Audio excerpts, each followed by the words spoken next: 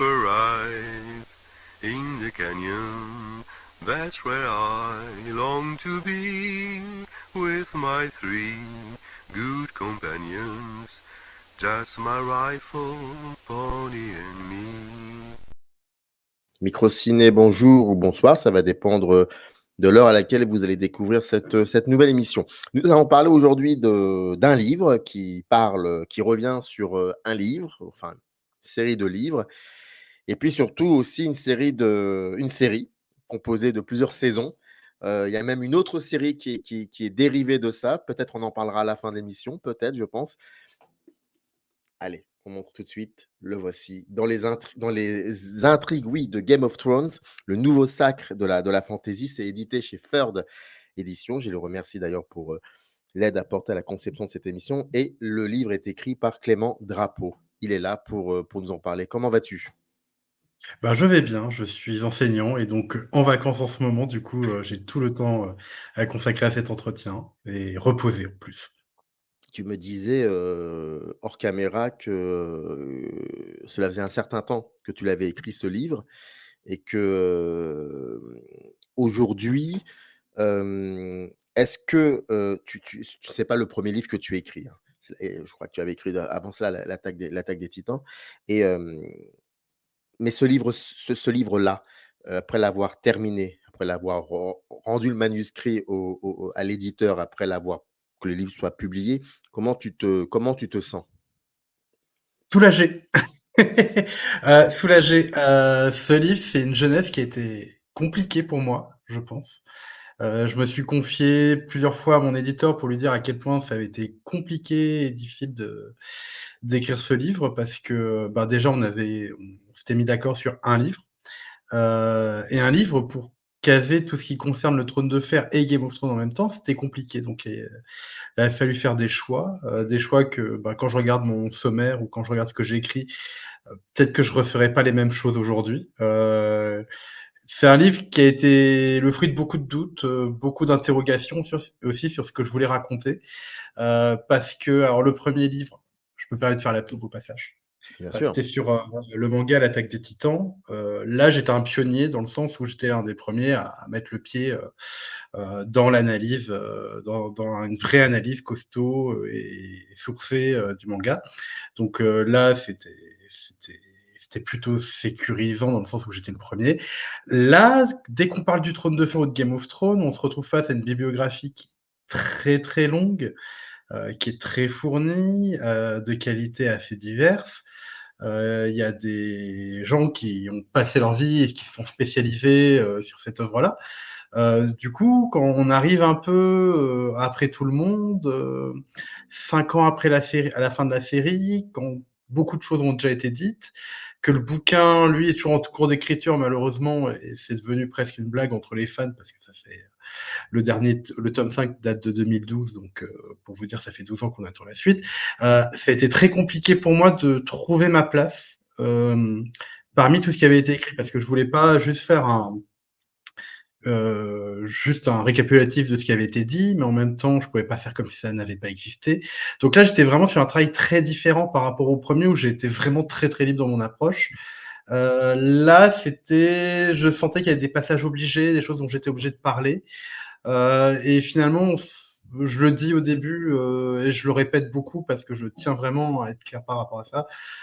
Pour le coup, c'est un bouquin qui est issu vraiment d'une construction collective, d'une analyse collective.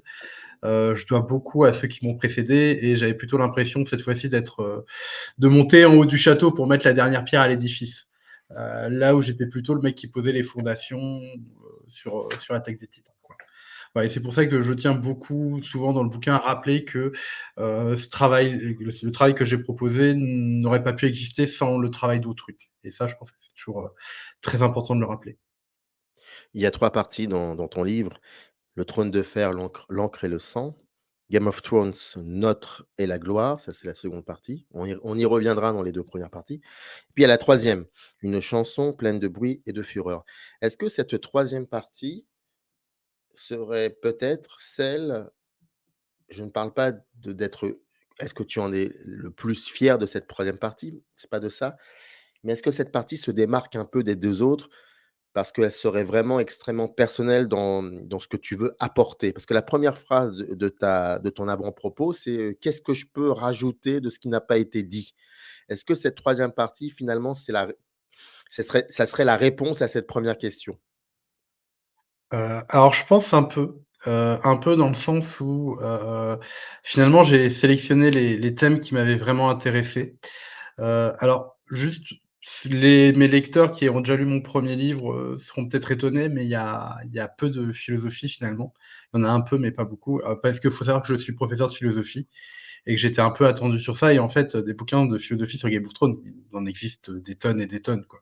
Et il y en a qui sont très, très bien, genre, Métaphysique des meurtres de zut, j'ai oublié l'autrice, c'est vachement bien ce qu'elle fait en plus, je suis désolé pour elle.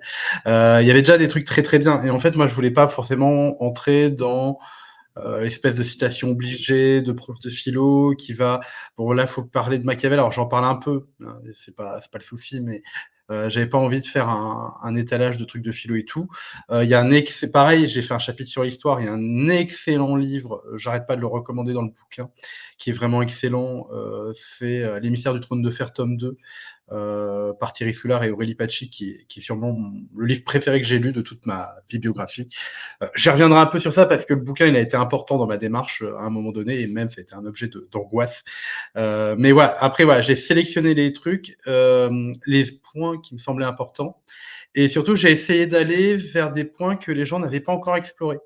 Voilà, d'aller vers une direction que tout le monde avait déjà empruntée, mais regarder s'il n'y avait pas des petits chemins de traverse ou des petits chemins dérobés que les gens n'auraient pas vus. Par exemple, j'ai consacré 3-4 pages à Moi Claude, qui est une série anglaise produite par la BBC dans les années 70. Bon, bah, le lien, les gens le connaissaient, mais personne ne l'avait vraiment exploré. Et ça m'a fait super plaisir d'en parler parce que c'est vraiment une œuvre extrêmement matricielle pour Martin, comme pour la série Game of Thrones. Pour ceux qui connaissent la série Rome, c'est aussi son œuvre matricielle. C'est Rome avant l'heure. Mmh. Alors, on est plus dans du théâtre filmé qu'autre chose, mais on est vraiment dans une série complot, sexualité débridée, corruption dans l'Empire romain, avec une histoire dynastique très forte. Et voilà, j'ai essayé d'aller chercher ce genre de chemin de traverse. Pareil sur l'histoire, quand je voyais des propositions qui n'avaient pas été faites, bah, je me suis un peu engouffré dedans. Et à la fin, en fait, j'avais très, très envie à la base, j'avais un chapitre qui était consacré aux personnages et en fait, au bout d'un moment, le chapitre, je me suis dit: «Mais» j'ai écrit durant l'été et à un moment donné, j'avais même pas fini, j'ai fait: «Non mais c'est pas possible». Le chapitre qui fait 50 pages, il y a au moins 4 pages par personnage, ça s'entendra jamais, quoi. Mon éditeur va me le cut et ce qui serait compréhensible d'ailleurs et du coup, j'ai essayé de le diluer un peu parce que moi, je trouve que Game of Thrones et Trône de Fer, c'est avant tout une histoire de personnages et j'avais envie de revenir sur certains persos, notamment pour, un peu déconstruire la vision qu'on peut avoir dessus. Donc j'ai essayé de remodeler ça pour leur donner vraiment quelque chose de thématique et revenir sur des thèmes finalement qui sont assez usités par rapport à l'œuvre, mais en donner une vision personnelle. Et s'il y a un travail, par contre, un chapitre que j'ai eu des difficultés à faire, mais que j'ai beaucoup aimé faire, c'est le chapitre sur la question de la vérité dans Game of Thrones. Il y a quelques gens aussi qui en parlent, mais la place de la vérité dans la saga est très très importante vu que je vais pas dire que la vérité n'existe pas dans Game of Thrones ou dans le Trône de Fer, surtout dans le Trône de Fer, mais c'est toujours une vérité subjective qui nous arrive par bout. Il y a toujours une méfiance par rapport aux récits officiels, aux récits que font même les personnages d'eux-mêmes alors qu'on est avec eux. Et en fait, j'avais envie de faire ce lien avec le fait que Martin, c'est un apprenti journaliste dans les années 70 aux États-Unis, en stage à Washington, et que dans les années 70, à Washington, justement, au début des années 70, vers 71, il me semble, j'ai peur de me tromper, 71, 72, mais je pense que c'est 71. Il y a l'affaire des Pentagon Papers qui détruit totalement la confiance qu'ont les Américains dans le pouvoir, les récits officiels. Alors, les Pentagon Papers, pour ceux qui ne savent pas ce que c'est la publication du rapport. Ah, ça y est, j'ai déjà oublié. Euh, c'est un Sur la guerre rapport la guerre du Vietnam. voilà, c'est un rapport. Non, mais j'ai essayé de retrouver celui qu'il avait commandé. Euh, C'est pas MacArthur, c'est j'irai chercher, j'irai chercher. Donc c'est un rapport de 5000 pages qui a un compte rendu un peu de tout ce qui a été fait pour la guerre du Vietnam, tout ce qui a été dit, des rapports. Voilà, c'est un rapport qui était censé rester en interne et ça a mis un peu à jour tous les mensonges, toutes les manipulations aux différentes strates de la société américaine, les mensonges de l'armée vis-à-vis du pouvoir législatif et du pouvoir exécutif, les mensonges qui ont été racontés aux civils, cette espèce de chape de plomb du mensonge sur la vérité officielle qui a été entretenue pendant tout le conflit de la guerre du Vietnam. Et ça a été diffusé, ça a leaké. Hein, c'est un des premiers, on va dire, c'est un des premiers gros leaks qui va faire scandale juste avant le Watergate. Et il y a une défiance totale il y a une défiance qui commence à se faire de la société américaine vis-à-vis des pouvoirs officiels et de l'histoire officielle. Et Martin, c'est un peu un héritier de cette méfiance-là, dans le sens où dès qu'on nous raconte une histoire dans le Trône de Fer, on a des doutes. On a des doutes sur comment ça s'est passé, est-ce que ça s'est vraiment passé comme ça. Voilà. Et ça, c'est un chapitre que j'ai pris beaucoup de plaisir à faire, surtout que c'est un chapitre qui finalement est d'actualité, dans le sens où on est dans une ère de post-vérité, que les discours deviennent de plus en plus complexes à saisir dans leur vérité, que maintenant on est presque dans une société où la vérité n'a plus d'importance. Il suffit que l'on dise quelque chose pour que c'est une valeur de vérité et qu'il y ait une résonance. Donc voilà, c'est un chapitre que j'ai trouvé absolument passionnant à faire, euh, qui met qui interroge le lecteur sur la place de l'histoire et des vérités. C'est pour ça que l'un des derniers plans de la dernière saison de la série Game of Thrones, revient sur, le fameux livre qu'on doit remplir, qu'on doit, tenir au jour par rapport à l'histoire, par rapport à la grande histoire. Alors, j'aime bien parce que ça fait partie des quelques éléments que j'aimerais sauver de cette sorte Game of Thrones. Alors, je sais pas si tu avais l'intention d'en parler, mais ça fait partie des rares thèmes martiniens qui ont été un peu respectés dans la fin, dans le sens Mmh. où il y a une histoire officielle qui va être donnée. Alors, il y a un peu, bon, je reviens pas sur le setup très fan service qui je trouve un peu ridicule. Et pourtant, l'idée, elle est super bien. C'est-à-dire que là, bah, on nous présente un bouquin qui est censé donner l'histoire officielle, mais on sait qu'il n'y aura pas l'histoire officielle, vu que les gens ne vont pas forcément avouer tout ce qu'ils ont fait, etc. Que c'est partiel. On dit, bah, Tyrion, tu n'as pas de place dans ce livre. On ne comprend pas pourquoi, si c'est pour la blague ou pas. Mais grosso modo, on reste sur, bah, on va graver cette histoire officielle dans le marbre. Et c'est ça qui va rester, qui va être diffusé. Et on sait que c'est pas vrai. En tout cas, que c'est partiellement vrai. Et que c'est une reconstruction a posteriori des éléments. Ce qui est assez ironique quand on retient que la personne qu'on a mis sur le trône, c'est parce qu'elle a une histoire et que c'est le détenteur des histoires, mais qui va pas les raconter non plus. Voilà. Du coup, il y a une forme d'ironie un peu martinienne que pour le coup, j'aime bien, avec cette place vraiment du livre d'histoire qui est sans cesse interrogé. Avant qu'on continue, j'aimerais bien te connaître un petit peu, toi et ton rapport avec, la fantaisie, co ça a commencé comment ça a commencé, j'imagine l'enfance? Oula, alors ça remonte à loin. Alors, je saurais pas te donner le début, tu vois? Est-ce que c'est mes Lego, chevaliers avec leurs dragons? Est-ce que c'est mon côté fan de mythologie? Est-ce que c'est, ma mère qui m'offre, je sais pas pour quelle raison, à Jouer Club, le coffret de Magic, l'Assemblée Portal seconde édition, qui m'a fait complètement plonger dans un monde de magie. Est-ce que c'est Baldur's Gate 1 sur ordinateur? Enfin, je sais pas, mais en tout cas, c'est vrai que très tôt, j'étais un peu baigné dans la fantasy. Alors j'ai cette chance-là, c'est qu'à la maison, on avait beaucoup de livres, dont justement bah, Le Seigneur des Anneaux, Bilbo le Hobbit. Mon père était fan de bande dessinée, du coup, on avait tous les Torgal, on avait les Torgal à la maison. Torgal, pour ceux qui connaissent pas, c'est bah, j'aimerais dire que c'est de la fantaisie française. Hein. C'est une relecture. Bah, on suit un personnage venu des étoiles dans une société viking et il y a un mélange à la fois de science-fiction, de fantasy, de surnaturel et un peu d'histoire. Et ça, c'est des récits que j'ai lus assez tôt aussi. Et il y a même des bandes dessinées comme Le Voyageur imprudent, dont je me rappelle juste le titre et la couverture. Il y a plein de trucs comme ça que j'ai lus assez tôt et qui, à mon avis, ont créé une envie de fantaisie, en tout cas chez moi, j'en ai lu beaucoup. J'ai pas lu que de la bonne qualité. Je pense que comme beaucoup de jeunes à mon âge qui sont intéressés à la fantaisie, bah, j'ai fait du jeu de rôle. Je suis tombé dans Donjons et Dragons, l'édition 3.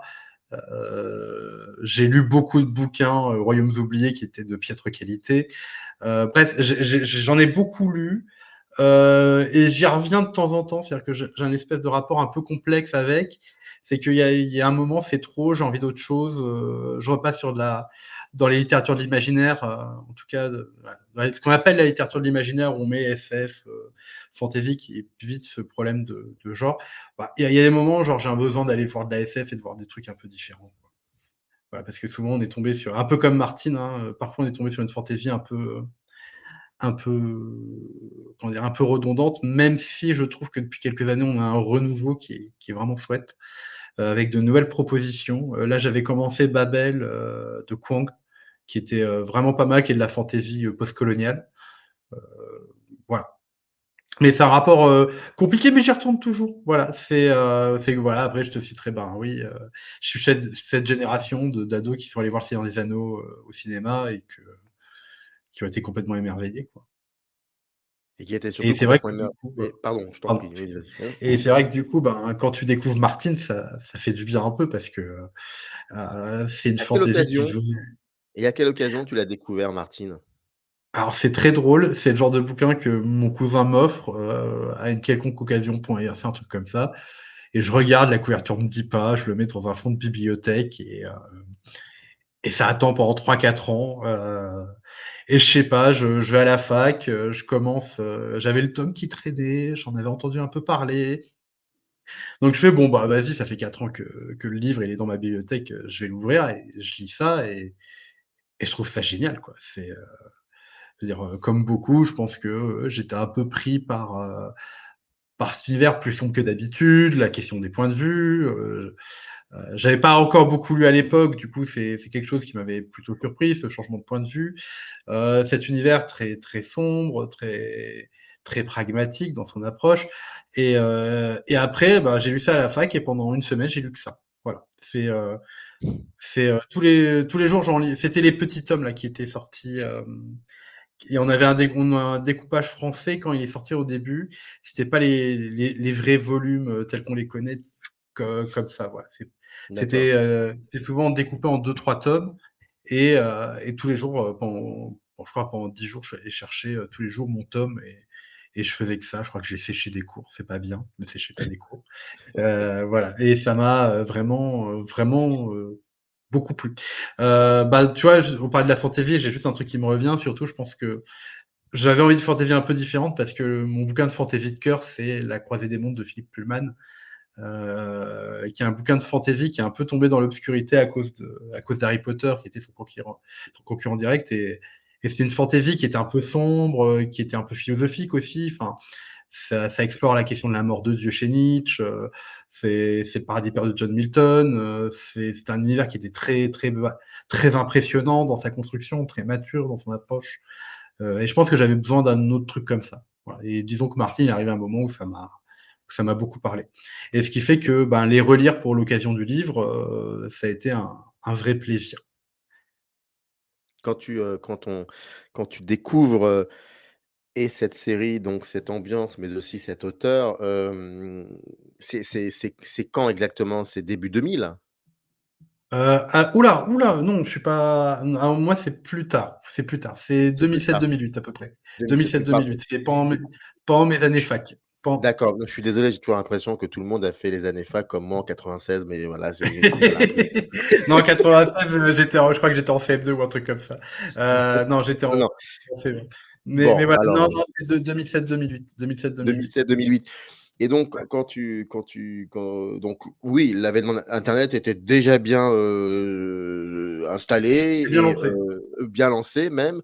Donc on fait des recherches pour savoir qui est ce personnage et aujourd'hui en 2024, il y a un bouquin qui a été écrit, le tien et j'aimerais bien que tu me racontes aussi un petit peu qui est ce personnage-là. Tu nous as un tout petit peu parlé du fait qu'il baignait dans le journalisme dans les années 70, mais moi j'aimerais bien savoir un peu d'où il vient, ce qu'il a construit surtout et qu'est-ce qui fait qu'il finisse par un jour écrire cette série, enfin, ce livre, cette histoire? OK. Alors, je vais paraphraser un peu mon premier chapitre du coup parce que c'est un peu C'est pour ça le que je te pose la ouais, question. ouais, ouais et d'ailleurs ça a été un vrai plaisir pour le coup. J'aimerais bien qu'on revienne sur la première partie après parce que c'est vraiment, je crois la partie que j'ai pris le plus de plaisir. Mais pour revenir sur Martin, alors la plupart des Français l'ont découvert avec, Game of Thrones, à part les quelques-uns qu'il avait, découvert avec, Armageddon Rage ou, zut, comment ça s'appelle, Rêve de Fèves. En fait, on a l'impression que Martin, il a un peu apparu comme ça, alors que c'est une figure assez ancienne de la science-fiction et de la fantasy américaine. Donc Mmh. Martin, c'est un fils de docker qui était passionné de comics, qui était passionné de pulp, qui était passionné de SF et qui s'est un jour pris très tôt à l'écriture. C'est-à-dire que dès 14-15 ans, il commence à participer dans des magazines, ce qu'on appelle des fanzines, c'est-à-dire des magazines faits par les fans. Il commence à proposer des petits récits, inspirés des super-héros, ce genre de choses. Et attention, chat dans 1, 2, 3. Ah non, mais attention, je vais te et c'est interdit ce que tu viens de faire. Moi, j'adore. J'ai eu écoute, sur les 870 et 80 émissions que j'ai pu faire, il y a au moins peut-être 15 ou 20 qui laissent leur chat passer. Je trouve ça génial. Donc, il faut laisser les chats passer. OK. Non, c'est qu'il arrive de s'installer et se mettre sur le truc, c'est pour ça.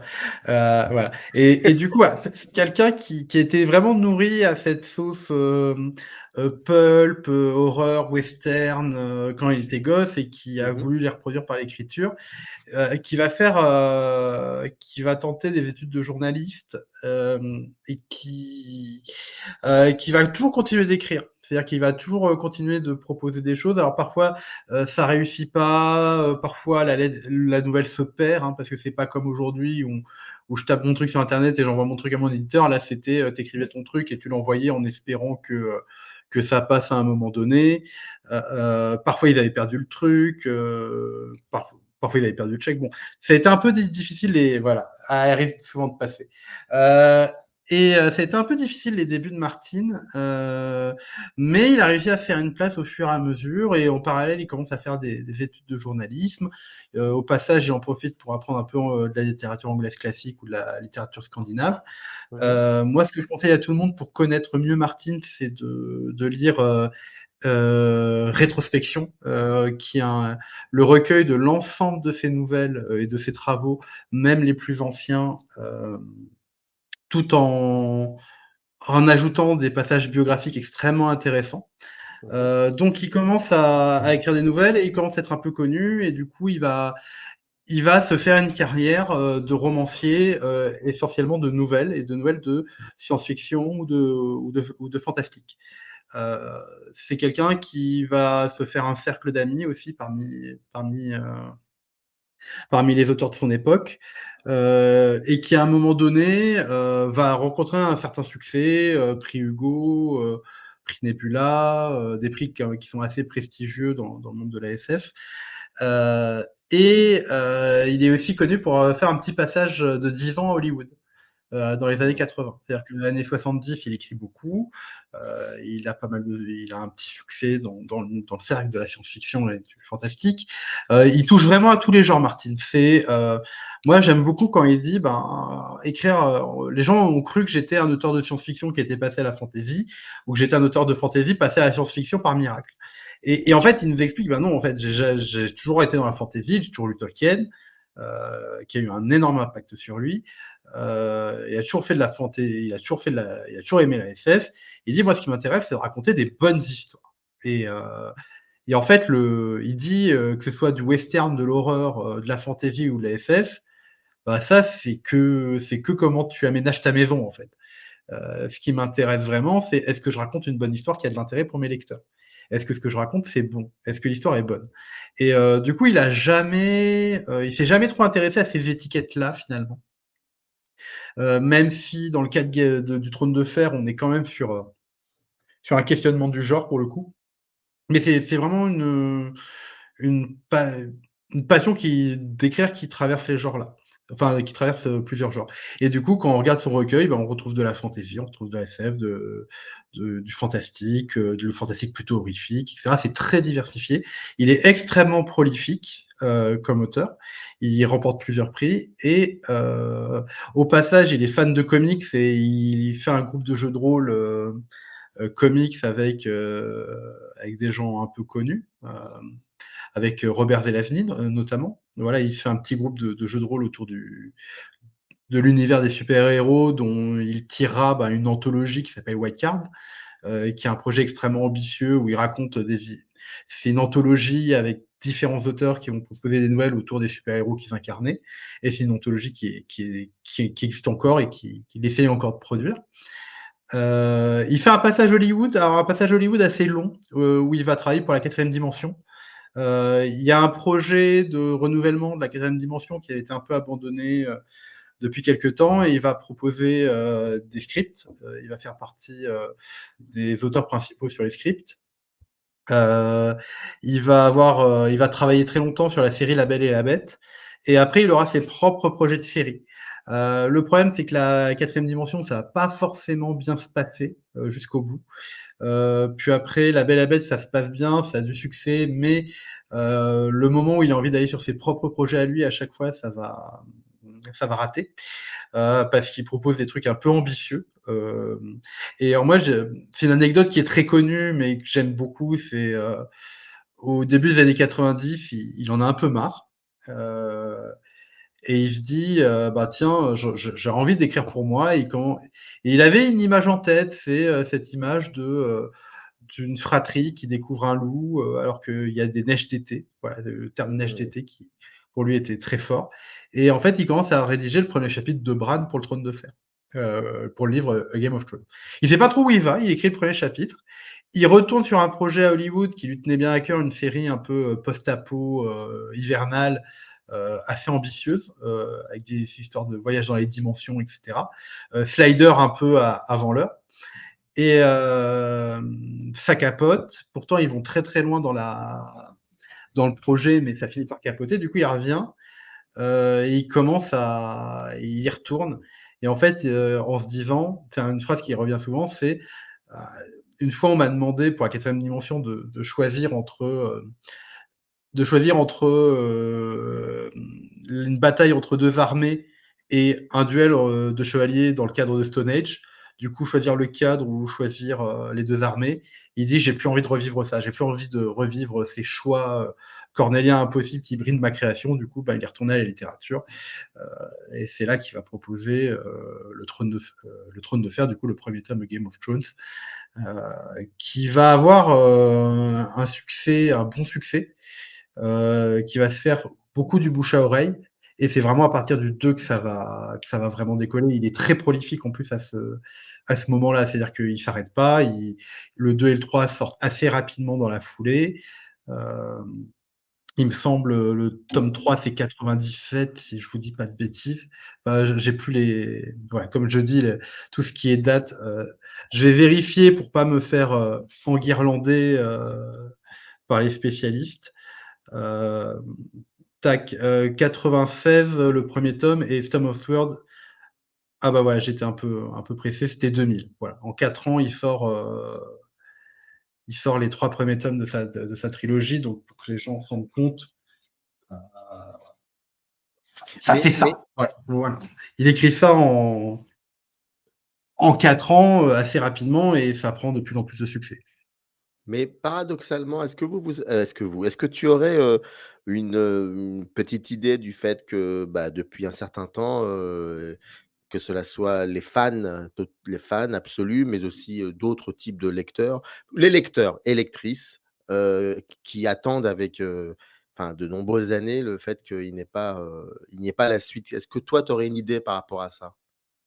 Alors, j'ai des idées, Arrête. alors je vais faire un peu de la psychologie de comptoir tout en m'appuyant un peu sur les interviews, parce que c'est quelqu'un qui communique beaucoup avec ses fans. Pour le coup, il a un blog dans lequel il communique beaucoup. Euh, il est, il est assez franc, je trouve. dans ses contacts. Alors on sent que c'est une popularité qui lui a plu, ça lui a rapporté une renommée qui lui a permis de faire des trucs qu'il aime bien. Il habite à Santa Fe, il s'est acheté, avec l'argent qu'il a gagné, il s'est acheté un cinéma qu'il a retapé pour faire un cinéma d'art et essai, où il invite des gens à venir montrer des documentaires, etc. Ça s'appelle Le Champ Cocteau, il est amoureux de cinéma, etc. Il a commencé à faire plein de trucs. Alors, faut déjà savoir que le tome 4 et le tome 5 ont été très compliqués dans leur jeunesse. Déjà, il passe, je crois, 1 ou 2 ans à écrire le tome 4, où il avait prévu une ellipse assez importante de 2 ans, de 2-3 ans. Et en fait, au bout d'un moment, il s'est dit non, ça marche pas. Il a tout jeté. Il a commencé à réécrire avec une ellipse de 6 mois, c'est pareil, il s'est dit ça marche pas, il rejette, etc.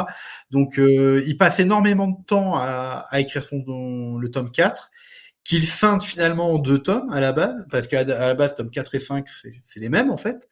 Il décide de les scinder, de leur donner plus de cohérence à l'un et à l'autre. C'est pour ça que il y a des arcs du tome 4 qui se finissent dans le tome 5, alors que le tome 4 ne parle pas de certains personnages. Voilà, il y a vraiment une volonté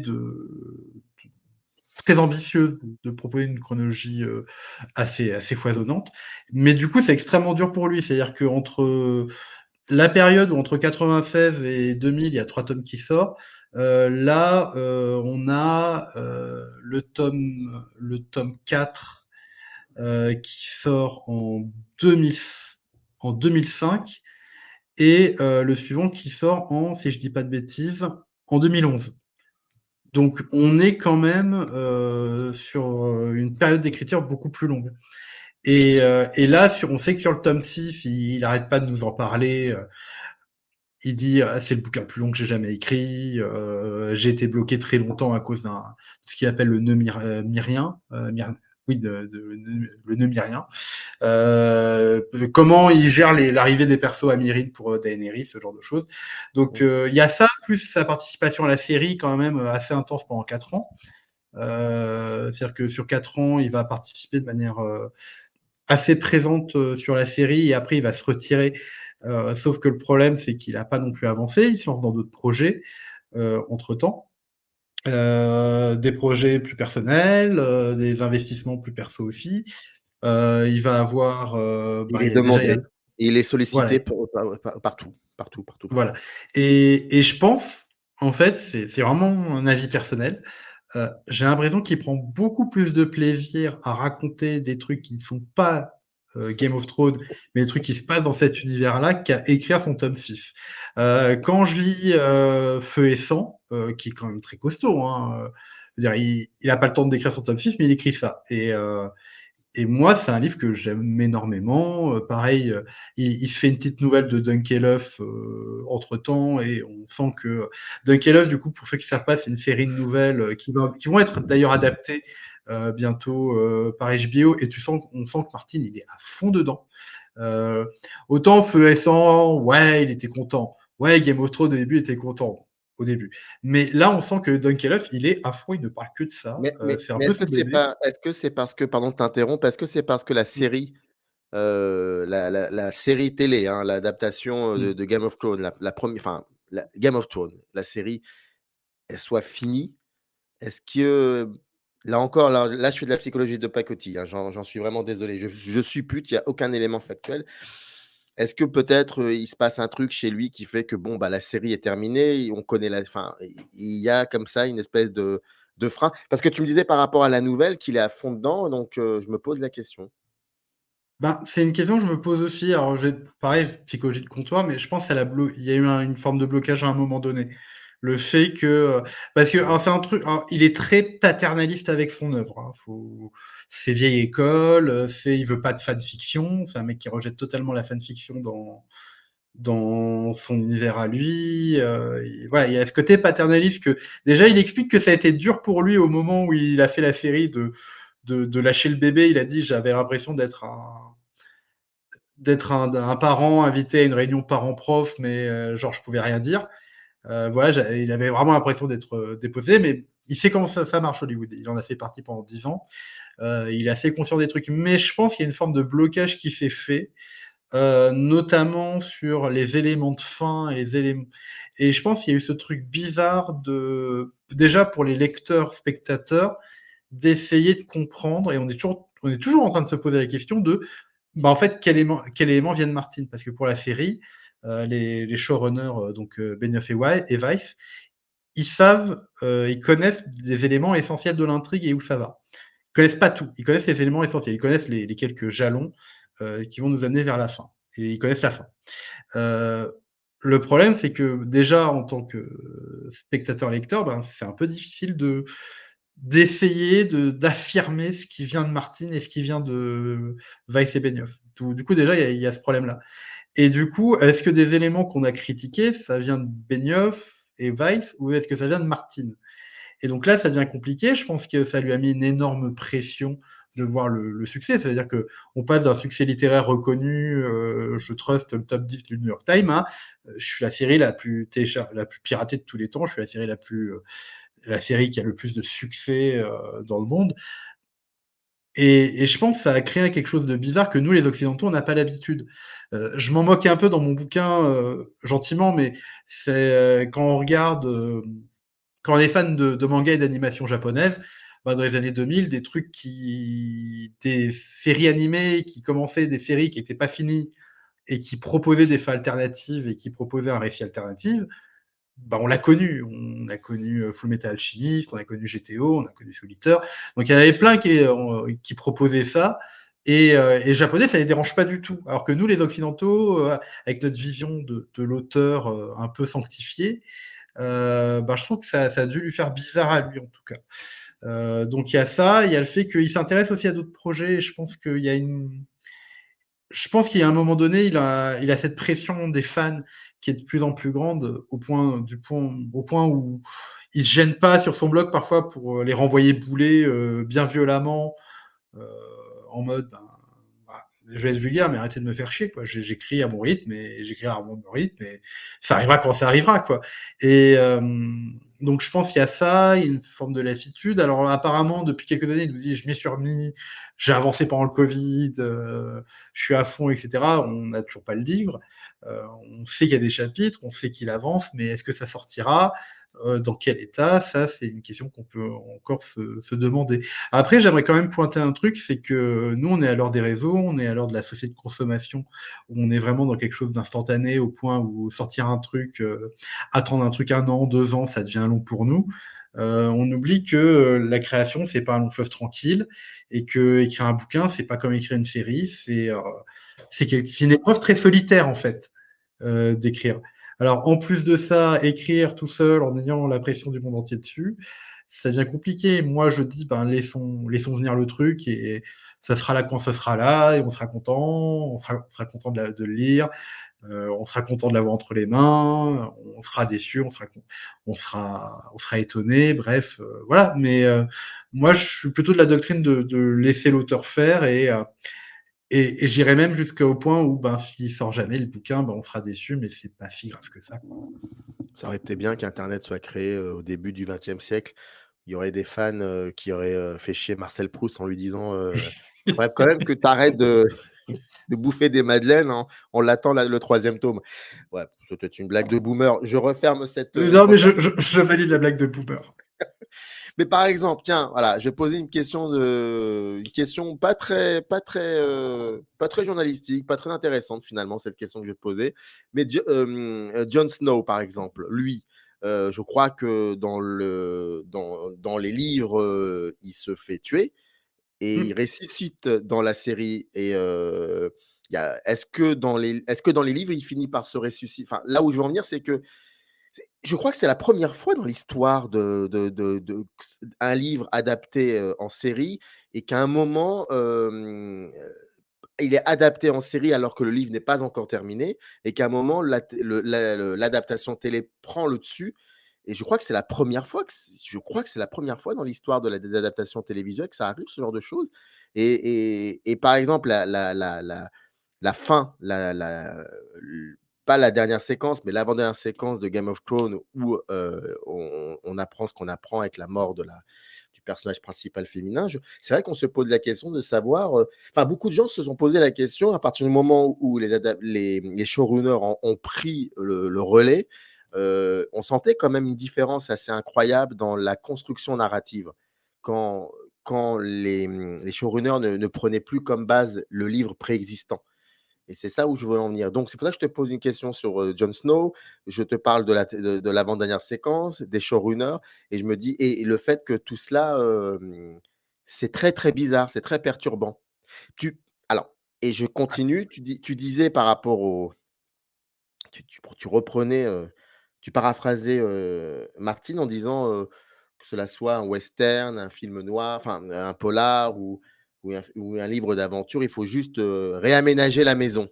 Bon, bah, lui, comment il a réaménagé la maison? Ça, c'est ma deuxième question. Comment il a réaménagé la maison par rapport au style littéraire? C'est dans la première partie dont tu parles d'ailleurs. Donc tout ce que je te viens de te dire sur les showrunners, sur le fait qu'ils prennent un moment de l'avance et qu'est-ce que ça donne au niveau de la narration et puis le deuxième moment, comment lui, Martine, aménage cette maison et crée cette histoire et d'un point de vue, littéraire, qu'est-ce qu'il en sort? Alors, pour la première réponse, comme je disais, en fait, c'est pas la première fois dans l'histoire de la télévision, vu que, on a plein d'exemples déjà qui nous viennent du Japon, pour le coup. C'est une habitude qu'avaient les Japonais, c'est-à-dire que Ah oui, c'est tu as vrai, une sé pardon, excuse-moi. Effectivement, je voilà. j'avais A pas oui, après, excuse-moi. on est d'accord, le manga, c'est pas de la littérature, c'est de la bande dessinée, c'est un art à part, j'insiste dessus. Ça a pas C'est à un voir le art, petit macaron de c'est un littérature. art, c'est voilà, C'est on un art à s'entend. part entière. Mmh. Mais voilà, mais c'est pas la première fois. Mais, par exemple, si vous regardez, Fullmetal Alchemist de 2003, on n'est pas du tout sur la même à un moment donné, l'histoire, elle va dans un sens différent et propose quelque chose, d'assez personnel, et différent de ce que Arakawa, elle propose dans son manga. Donc c'est pas la première fois. Mais par contre, nous en Europe, je crois que en Occident, pardon, je crois que c'est la première fois. Mmh. Et du coup, Jon Snow, est-ce qu'il est mort ou pas? Et ben dans le bouquin, on est toujours sur le constat qu'il est mort. Mmh. Euh, alors, est-ce qu'il va ressusciter? Alors, je pense qu'il y a des chances. Ça m'a l'air d'être quand même un des plots principaux. Je pense pas que les showrunners seraient amusés à ressusciter Jon Snow. Ou alors ça provoque une divergence vraiment Total, monstrueuse. Mais ça va pas. fondamental. Ça m'a l'air. Par contre, les conditions de sa résurrection, là, ça va peut-être être différent. Et en fait, c'est pour ça qu'il y a plein d'événements qui se passent dans la série où tu te dis sûrement que Martin les a prévus, mais ça va se passer autrement. Par exemple, le sacrifice de Shoren, Mmh. dans la série qui est par Sadis. Alors, je vais dire un truc méchant, parce que je pense que les showrunners n'aiment pas l'arc de Stannis. Je pense qu'ils n'ont pas compris l'arc de Stannis et ils avaient un problème avec l'acteur. Donc, je pense qu'ils ont fait un peu n'importe quoi euh, parce que on voit mal au stade où il en est Stannis faire ça. Peut-être plus loin dans le bouquin, il y a des chances. Mais bon, ils l'ont fait. Et on sait que on pense que le sacrifice de Shoren, c'est quelque chose qui va arriver. Le truc, c'est que dans le bouquin, Shoren n'est pas avec son père, parce que Stannis, il est pas con, il va pas dire à sa fille, à sa femme, allez hop, vous me suivez, on va aller faire la guerre, on va aller faire une campagne militaire dans la neige. Non, non, il les a laissés tranquillou à Château Noir, avec le reste de la garde de nuit, parce qu'il sait que c'est un peu plus sécurisant pour une reine et sa princesse, quoi. C'est quand même son héritière. Donc la série, elle force un peu sur ça. Dans le bouquin, on n'a pas les mêmes conditions. Est-ce que c'est Millicent qui va prendre l'initiative ou pas? Est-ce que ça va avoir un lien avec la résurrection de Jon Snow? Est-ce que Jon Snow, son dernier regard, il est pour Ghost, son loup? Est-ce qu'il va y avoir un transfert parce que tous les petits Stark, c'est des Oman, c'est-à-dire que c'est des gens qui peuvent transférer leur esprit dans leur animal. Voilà, on ne sait pas. On ne sait pas. C'est ça qui est un peu passionnant. Il y a plein d'éléments qu'on se dit ça va sûrement arriver, mais la manière dont ça va être amené et dont ça va arriver peut-être va sûrement différer euh, assez diamétralement dans le bouquin. Par exemple, bah voilà, les gens qui n'ont pas lu les livres, sachez que le personnage de Stannis, et j'insiste beaucoup sur le bouquin dessus, bah c'est pas du tout le même personnage et c'est pas du tout le même arc narratif et que c'est un personnage hyper passionnant à analyser et que dans le bouquin il est toujours pas mort. Donc et Sansa n'est pas à l'endroit où elle devrait être. Les personnes ne sont pas forcément aux endroits. Des intrigues ont été complètement abandonnées au passage. Donc voilà, il y a plein d'éléments. Alors, ça peut nous faire nous demander est-ce que cet élément était finalement si important pour que les auteurs l'abandonnent. Voilà, c'est aussi une question. Il y a des pistes que Martine a lancées. Est-ce que ça, c'est important? Est-ce que ça, c'est... Voilà. Il y a des choix qui ont été faits. Donc, c'est très difficile de démêler les choses, je trouve, dans l'adaptation. Après, j'insisterai quand même sur quelque chose. Moi, mon problème que je trouve qui est assez significatif à partir de la saison 6 et déjà présent dans la saison 5, euh, c'est que on a les showrunners qui ont fait un super boulot d'adaptation sur les 4 premières saisons, et ça, je enlèverai jamais ça. Je trouve que les 4 premières saisons sont hyper solides d'un point de vue d'adaptation. Alors, il y a toujours des trucs contestables, hein, c'est pas grave, mais il y a quand même un gros travail intéressant qui est fait. Ça, je ne enlèverai pas. On peut débattre si on aime ou si on n'aime pas, mais il y a un vrai travail. Par contre, quand ils n'ont plus de matériaux à adapter ou qu'ils se retrouvent dans la difficulté de devoir adapter ça en une saison, bah, par exemple, ça les amène à faire du bouquin 4, il va rester ça, quoi. J'exagère un peu, mais il va rester ça, quoi. Donc il y a des choix qui vont être faits et je pense que c'est des gens qui n'ont finalement pas qui n'ont pas tant compris que ça l'écriture de Martine.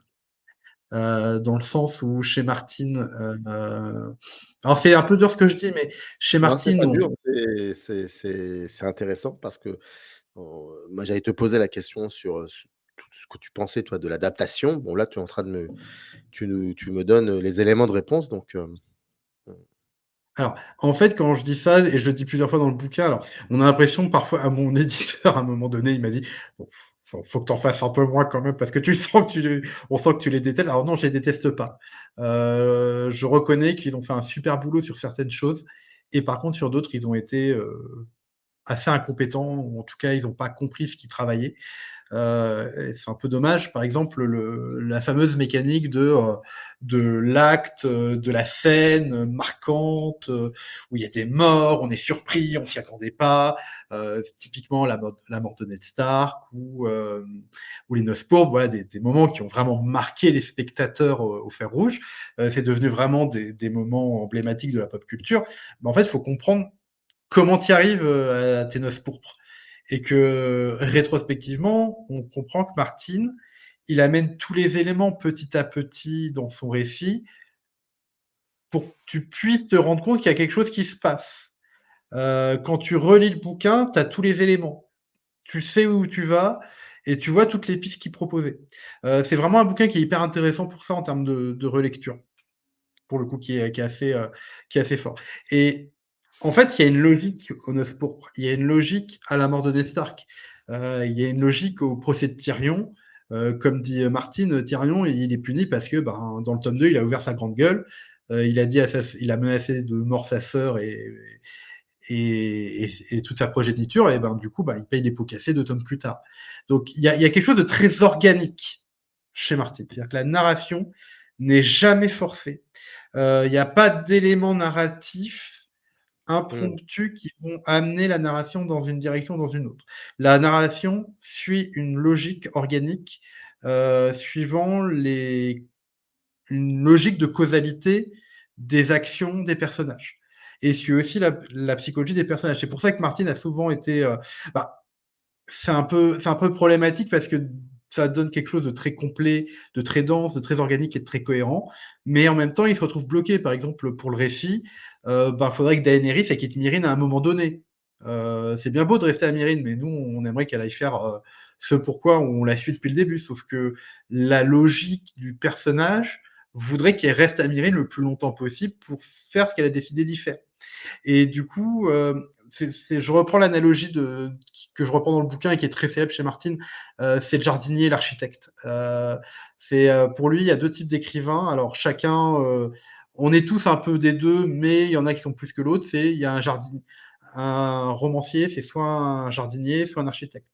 Le romancier, le jardinier, c'est plutôt la Martine. Il fait un jardin, il entretient, il plante des trucs, il arrose, il regarde ce que ça donne, il taille, parfois il enlève. Voilà, c'est quelque chose, je laisse la nature faire, je laisse le bouquin faire, je laisse les personnages faire. Donc il y a une logique derrière de cohérence organique pour le coup. Et il y a l'architecte plutôt à la Tolkien qui va construire quelque chose avant, il va construire il y a un plan de la maison que tu construis bout par bout de manière cohérente et logique.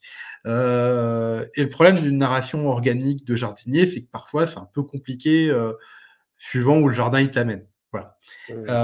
Mais du coup, ça donne quelque chose de très fort en termes de causalité. Et là où je pense que Weiss et Benioff n'ont pas compris, c'est que ils ont cru qu'il fallait faire du brutal, du gore, du spectaculaire, et il fallait surprendre pour surprendre. Martin ne nous surprend que la première fois dans une scène. Je sais pas, pour être clair, c'est la première fois qu'on lit une scène, on va être surpris, et après on va dire mais en fait il y avait tous les éléments qui m'ont amené à ça. Le meurtre de John, ça fait 5-6 chapitres que tu te dis mais en fait j'avais tous les éléments pour me dire ça va finir forcément comme ça cette histoire. Et Marty, là où les showrunners n'ont pas compris, c'est qu'ils commencent à mettre des trucs un peu spectaculaires, très surprenants, très chocs pour surprendre le spectateur, mais il n'y a rien qui nous amène à ça. Je vais prendre l'exemple le plus symptomatique de tout ça, c'est le fait qu'à un moment donné, un peu dans une discussion, ils se sont dit, ben, vas-y, c'est Arya qui va tuer le roi de la nuit, ça va surprendre tout le monde. Alors déjà, le roi de la nuit est un personnage inventé pour la série, parce que ça ne correspond pas du tout à l'approche du fantastique et du surnaturel de Martin. Mais bon, bref. Ils ont décidé que c'était Arya parce que ça allait surprendre les spectateurs. Donc pourquoi pas. Mais le problème, c'est qu'il y a le seul élément qui t'amène à ça, c'est le fait que dans la saison 3, ils avaient fait une prophétie à Mélisandre, qui était à mon avis un peu hasardeuse, en se disant on raccrochera avec les... Quand tu lis le bouquin de Ebert qui revient sur la chronologie, qui revient sur le making-of de la série, ouais, on sentait que c'était un peu un truc, soit les spectateurs ils auront oublié, soit on pourra le réutiliser à un moment parce que des yeux bleus, des yeux verts, c'est facile à récupérer. Donc, ils disent que c'est Arya. L'actrice Maisie Williams n'en croyait pas ses yeux, même elle était là, mais pourquoi Surtout que toute la série nous amène un duel à une dichotomie entre Jon et le Roi de la Nuit, qui aurait dû normalement se faire. Et ils sont crus malins de désamorcer le truc en faisant que c'est Arya qui tue le Roi de la Nuit. Alors ok, tout le monde est surpris, mais il n'y a aucun élément de préparation à tout ça. Et ça, c'est extrêmement dommage. Et il y a plein de choses comme ça qui vont se passer. C'est par exemple, oui, ben Daenerys, elle devient folle et brûle Port-Réal. Bon, il y a plein d'éléments qui nous annoncent que Daenerys, il y a un souci, mais le switch vers la folie est beaucoup trop soudain pour, pour un effet de surprise. Et en fait, ils vont faire beaucoup d'effets de surprise et beaucoup d'effets spectaculaires qui, à mon avis, sont complètement contre-productifs par rapport aux mécaniques narratives de Martin. Et ce qui me fait dire qu'ils n'ont pas compris Martin, en fait. Enfin, ils n'ont pas compris la manière dont il racontait des histoires. Et ça, c'est un peu dommage quand ça fait 4 ans que tu bosses sur le truc, quoi. Il y avait une émission, j'avais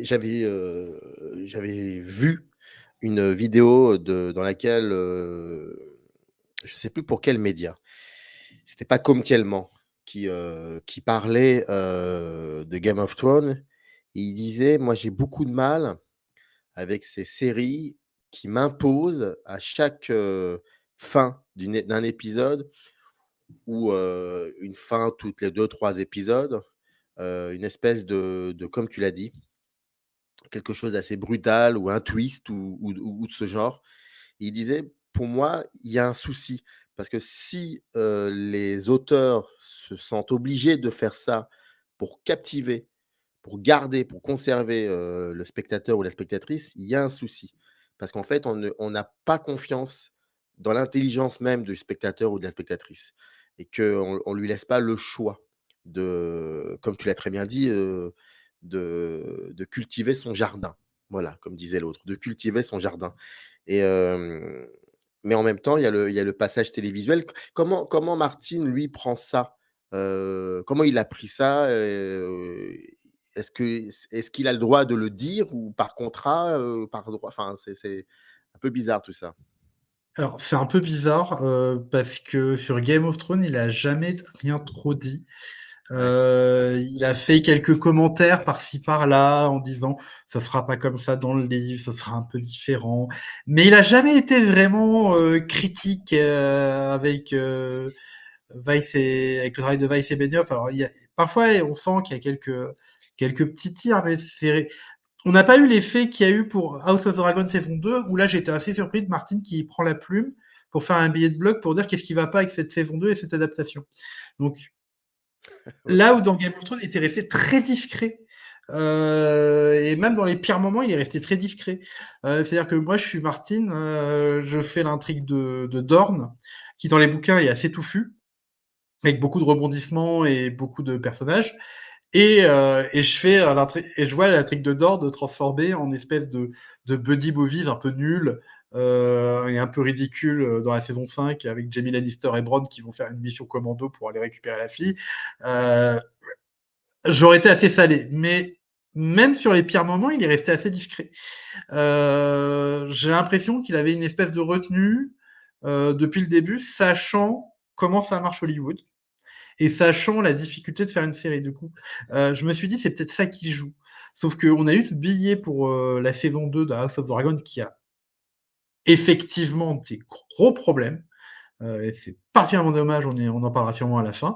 Mais c'est la première fois qu'il prend vraiment la plume et la parole publiquement pour attaquer le travail de quelqu'un sur sa licence. Donc il a été plutôt classe et plutôt discret sur Game of Thrones pour le coup. Game of Thrones, aujourd'hui, au niveau de la littérature, mais aussi au niveau de l'apport télévisuel, qu'est-ce que ça a donné, à la fantaisie? Alors, Le on livre? revient sur la fameuse question de la maison que t'inquiète pas, je ne l'avais pas Exactement, oublié. c'est ça. Alors, qu'est-ce que ça a apporté Alors, en fait, alors ça, c'est dans ma partie 1, notamment dans ma partie 4, chapitre 4, je pense, où je parle du rapport du trône de fer et de la fantaisie. Le trône de fer, en fait, souvent, nous, quand on parle de fantaisie, tu penses tout de suite Seigneur des Anneaux en termes de littérature. Mmh. Et en fait, Martin, dans le bouquin, j'ai identifié deux pères pour lui au niveau de la fantaisie. Le premier, c'est le père qu'il essaie désespérément de tuer et qui sait qu'il n'égalera jamais, c'est Tolkien, qui va poser euh, un tableau de la médiéval fantasy qui va devenir dominant dans le genre. Et il y a un autre auteur qu'il aime énormément, c'est Howard. Robert E. Howard qui a fait Conan. Donc d'un côté la fantaisie telle qu'elle prend naissance en Europe et notamment en Angleterre, et de l'autre la fantaisie purement américaine avec Howard, qui est une fantaisie plus terre à terre, un peu plus rugueuse, un peu plus sablonneux, un peu plus poussiéreuse, voilà, c'est un peu plus nihiliste aussi. Et en fait, il est un peu tributaire de ces deux fantaisies-là. Bon, et je passe sur Lovecraft, qui a fait de la fantaisie aussi, mais c'est pas le sujet. Euh, donc, lui, quand il arrive et qu'il nous propose le trône de fer, en fait, il a envie de revenir sur des problèmes de tropes de fantasy qui voient se multiplier dans ses œuvres, on va dire, un peu sclérosées. Voilà. Pour lui, la fantasy, elle est un peu sclérosée dans, dans une manière de faire. Voilà, la fantasy à Donjons et Dragons, un peu ce qu'il appelle la fantasy de parc d'attractions. Il y a des elfes, il y a des nains, il y a un gentil roi, il y a des méchants orques. Ça l'emmerde un peu tout ça. Et du coup, et il a envie de revenir un peu sur ce genre-là et de le renouveler un peu. Il a aussi envie de discuter avec Tolkien. Alors Tolkien, par contre, il respecte. Quand il vous dit quand il parle ses premières lectures de Tolkien, on sent qu'il y a une vraie émotion derrière, il y a une vraie fascination. Ce qu'il disait, c'est Tolkien, j'écrirai jamais aussi bien que lui. Voilà, il reconnaît son génie littéraire. il reconnaît la puissance de son récit. C'est quelqu'un qui respecte énormément, mais avec qui il a envie de dialoguer. Parce que pour lui, dans Tolkien, il y a des trucs qui ne vont pas. Comme il dit, ok, à la fin du Retour du Roi, Aragorn, il est roi. Ça va être quoi sa politique concernant les survivants orques? Est-ce qu'il va les massacrer? Est-ce qu'on va génocider les petits bébés orques dans leur lit de bébés orques? Et en fait, il dit, le problème de Tolkien, c'est qu'il part du principe que quelqu'un de bon fera forcément un bon roi. Et on s'intéresse pas à l'après. Et on s'intéresse pas à des questions finalement plus pragmatiques et terre à terre. Alors, je vais essayer de pas dire réaliste, parce que j'aime pas ce terme-là. Ça se sent d'ailleurs dans le bouquin à un moment donné où les gens disent oui, Game of Thrones c'est hyper, c'est bien parce que c'est réaliste. Non, c'est pas réaliste. Il y a des dragons et et les murs de glace, c'est pas réaliste ces enfants. Non, par contre, c'est une approche pragmatique, ce que je dis, une approche naturaliste de l'univers. Donc déjà, il va proposer une approche naturaliste où, déjà, on va voir comment les gens y vivent, comment les gens du peuple y vivent. Voilà, déjà, on va avoir un truc qui est plus ancré dans une forme de réel, on va dire. Bon, bien sûr, qui est un peu déformé parce que ça reste sa vision un peu biaisée du Moyen-Âge. Hein. Mais il va s'intéresser aux petites gens, au système politique, aux conséquences, à comment on règne. C'est des questions qu'il travaille beaucoup. Donc, lui, ce qu'il va proposer dans son approche de la fantaisie, c'est une approche plus resserrée de la notion de causalité, que tout acte a des conséquences, notamment sur les questions de pouvoir et de gouvernance.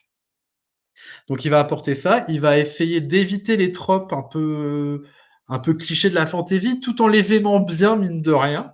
Parce que je veux dire, il nous fait quand même des zombies, il nous fait quand même des morts vivants, on a des loups, on a des dragons, enfin, il le dit, c'est le premier fan de fantasy, hein, c'est le premier à être un grand romantique, à adorer la fantasy, un peu épique, etc. Il adore ça. Mais voilà, il voulait amener des questionnements qu'il ne voyait pas dans un genre surreprésenté et qui nageait un peu à un moment dans la médiocrité, on va dire, même si il y a des auteurs qu'il aime beaucoup. Hein. Il aime beaucoup Robert Jordan avec La Roue du Temps, il aime beaucoup le travail de Zelazny, qui est un de ses amis, et il adore le travail d'Ursula Le Guin, enfin voilà. Mais il trouvait qu'il y avait quand même une production un peu médiocre, massivement qui se faisait, Code Fantasy à pas cher, un peu simple. Voilà. Et du coup, lui, il a vraiment voulu interroger cette question de c'est quoi un bon roi, c'est quoi un bon souverain, c'est quoi prendre de bonnes décisions, la place de la causalité, ces questions d'émancipation aussi, cette question de l'histoire, de la vérité. Bref, il l'a investi avec ses préoccupations à lui, tout en amenant justement cette approche plus organique, plus sombre, qui certes n'est pas, j'aimerais le rappeler aux spectateurs qui nous écoutent, qui n'est pas une bonne vision du Moyen-Âge, mais une vision plutôt noire et un peu cliché du Moyen-Âge, mais qui reste finalement des questions de préoccupation humain. Hein. C'est ce qu'il dit à un moment donné dans l'introspection, et je le cite. Finalement, ce qui m'intéresse vraiment, c'est pas la maison, c'est le cœur humain en conflit, en fait. Et je pense qu'il aime même se dire c'est moyenâgeux, le terme n'est pas à employer, mais voilà, on dira médiéval, mais je fais un récit moyenâgeux avec c'est sombre, c'est crade, il y a des morts, tout ça, tout ça. Bon, en fait, c'est pas la véracité historique ou la correspondance à une certaine vérité de l'histoire qui l'intéresse. En fait, ce qui l'intéresse, c'est les humains qui sont dans ces situations-là, comment ils évoluent, comment ils réagissent. Et en fait, c'est ça, c'est un cadre, en fait. Alors, c'est un cadre qui, certes, est discuté avec les historiens. Je sais qu'il y a beaucoup de travail de médiévistes sur ce qu'on appelle le médiévalisme, Ouais. le médiévalisme qui est la représentation du Moyen-Âge dans les fictions. Je On sais que avait, c'est un sujet. j'avais reçu, pardonne-moi de t'interrompre, j'avais reçu, d'ailleurs, tu la nommes, Justine Breton. On avait parlé Oui, voilà, de cinéma et médiéval. Donc, on avait fait une émission en ce sens. Je t'en prie. ouais. Et non, mais voilà, et leurs travaux, ils sont super intéressants, ils sont nécessaires. Parce qu'il y a une appropriation de l'histoire auquel il faut échapper, il y a une romantisation de l'histoire, il y a des clichés sur l'histoire, et le travail de l'historien, c'est justement de revenir sur ça. Après, il y a un travers qui me fait pas peur, mais qui m'interroge. avec lesquels j'aimerais vraiment discuter, autour desquels j'aimerais vraiment discuter, c'est et après, en fait. Après qu'on se soit interrogé sur cette représentation du Moyen Âge, est-ce qu'on n'oublie pas aussi que, certes, c'est une fiction qui apporte des représentations qui peuvent donner une vision biaisée du réel et de la réalité historique. Ça, je suis le premier à le comprendre et je suis le premier à le défendre. Mais est-ce que parfois, dans cette démarche-là, on n'oublie pas aussi un peu que on est dans de la fiction et que de la fiction reste de la fiction et que le romancier n'a pas les mêmes préoccupations que l'historien. Ouais. C'est parfois un peu le débat que j'aurais avec mes collègues historiens, dont je respecte beaucoup les travaux au passage, que je trouve de salubrité publique et extrêmement important. Mais par exemple, voilà, je suis pas forcément d'accord, par exemple, avec Florian Besson sur certains trucs, de comment il tourne les choses. Donc c'est un médiévaliste qui est connu, actuel Moyen Âge, là, qui est connu pour faire beaucoup de travail très sourcé, très sérieux, très, très solide sur le Moyen Âge. Mais parfois, je suis pas tout à fait d'accord avec la manière dont il aborde, avec le ton dont il aborde, en fait. Euh, Parce que je pense qu'à un moment donné, on oublie que c'est de la fiction et que même s'il dit qu'il compte pas les points, parfois il donne l'impression un peu de compter les points de c'est pas comme ça qu'on fait les trucs, c'est pas comme ça qu'on fait les trucs. Et en fait, voilà, faut pas oublier que c'est une fiction. Mais à côté, voilà, je suis dans une tension en fait. Voilà, je suis dans une tension que j'ai eu durant tout le bouquin et qui est encore là. C'est que je comprends mes collègues médiévalistes, je les soutiens totalement, mais en même temps, peut-être que faudrait qu'on aborde les trucs sous un autre angle et peut-être une sensibilisation au public. Et ça, c'est un peu plus compliqué finalement de sensibiliser le public à ne pas à avoir conscience que quand tu regardes une fiction, quand tu lis une fiction, ça reste une fiction. Voilà. Et d'ailleurs, je précise par rapport à cette question du Moyen Âge, euh, il y a Martine est très ambigu sur ça parce qu'il a conscience qu'il nous raconte un Moyen Âge un peu fantasmé. Parfois, il l'utilise un peu comme excuse, mais il a lui-même conscience que, enfin, c'est un peu ambivalent. Voilà, c'est ambivalent. Il sait très bien que c'est pas la réalité historique qui le préoccupe, c'est pas forcément une excuse. C'est juste qu'il aime bien les romans historiques. Il a lu beaucoup d'un truc qui est très anglo-saxon, qui sont des romans historiques. Costain et compagnie, où tu vas raconter un événement historique de manière romancée, et ça, les anglo-saxons, ils adorent, ce qui permet de populariser l'histoire, mais sans avoir la précision que peut avoir le livre d'histoire. Alors, il adore ça. D'ailleurs, c'est le bouquin d'Aurélie Pachi et de Thierry Soulard qui le dit très bien sur le rapport de Martine avec le Moyen-Âge. Il est parfaitement conscient de cette ambivalence-là. Là où ça devient gênant pour la série, par contre, et là où la série, je ne l'épargnerai pas, c'est que la série a été réputée pour son caractère très gore, très violent, avec beaucoup de torture, de violence sexuelle, etc. Et c'est justifié par les producteurs, c'est justifié par le journaliste qui fait le making-of, c'est aussi justifié par les showrunners et par certains scénaristes et producteurs, que en mode c'est Moyen-Âge. Et là, tu fais non. Je pense que la série a de plus gros problèmes dans son rapport au Moyen-Âge que ne l'a le bouquin.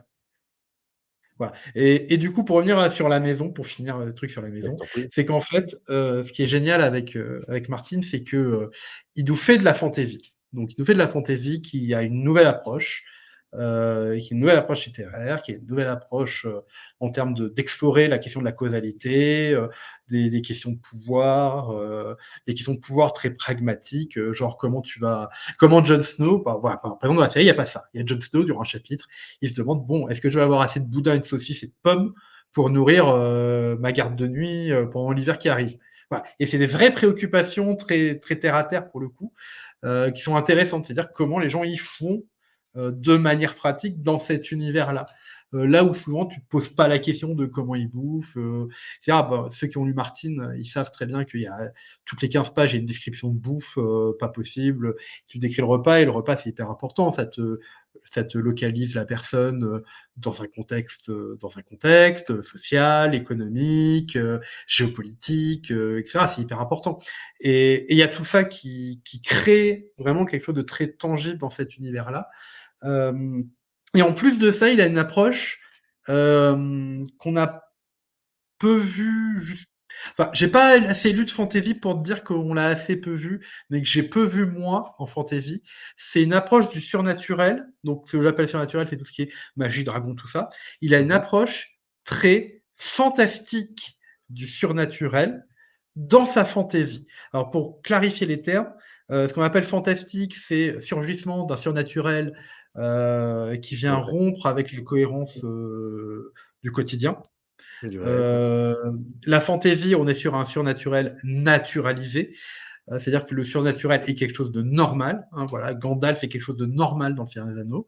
Euh, et pour sa fantaisie, Martin, il a une approche fantastique dans le sens où la magie s'est retirée.